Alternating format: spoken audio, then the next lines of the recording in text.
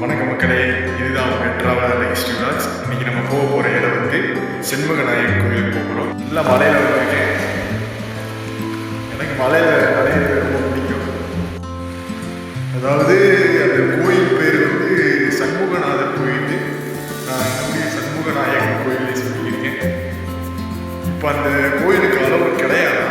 நம்ம நேரம் அது ஏதோ தைப்பூசம் அன்னைக்கு மட்டும்தான், சீசன் டைத்தில் அன்னைக்கு மட்டும்தான் திறப்பாங்க. சரியான மழை.